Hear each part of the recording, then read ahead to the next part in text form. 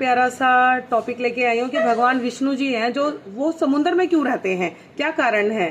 तो भगवान विष्णु ब्रह्मांड के पालनहार हैं और सृष्टि के अंत समय शेष नाग पर शयन करते हैं, क्योंकि केवल जल और शेष ही शेष रहते हैं और जो जीवन के पुनः जन्म का प्रतीक है।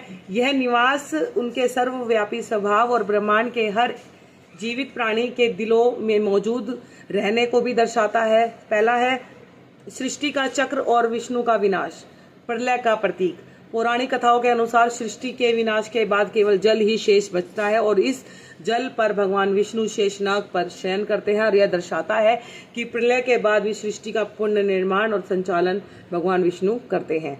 सृजन का आरंभ, कुछ समय के बाद भगवान विष्णु इसी जल से नई सृष्टि की रचना का कार्य आरंभ करते हैं और यह जीवन के निरंतर चक्र और जल की जीवदायिनी भूमिका को निभाता है, दर्शाता है। बैकुंठ से संबंध, क्षीर सागर में निवास करने का अर्थ यह भी है कि वे बैकुंठ में अपनी दिव्य पत्नी लक्ष्मी और अन्य दिव्य प्राणियों के साथ ब्रह्मांड के संरक्षक और रक्षक के रूप में सर्वोच्च स्थान पर शासन करते हैं।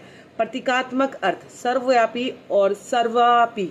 भगवान विष्णु का समुद्र में निवास उनके सर्वव्यापी स्वभाव का प्रतीक है, जिसका अर्थ है कि वे ब्रह्मांड में हर जगह व्याप्त है।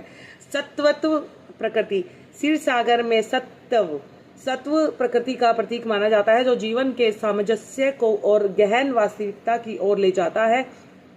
पालन और जीवन का स्तोत्र, यह भी माना जाता है कि माँ का दूध क्षीर जीवन शक्ति का स्तोत्र है और पालनहार भगवान विष्णु माँ के हृदय में निवास करते हैं, इसीलिए समुद्र उनके उस पालन करने वाले स्वभाव का प्रतीक है। तो गाइस, कितनी प्यारी ये चीज़ें आज हमें भगवान विष्णु जी के बारे में पता चली है कि वह समुद्र ही नहीं है, वह अनंत क्षीर सागर है।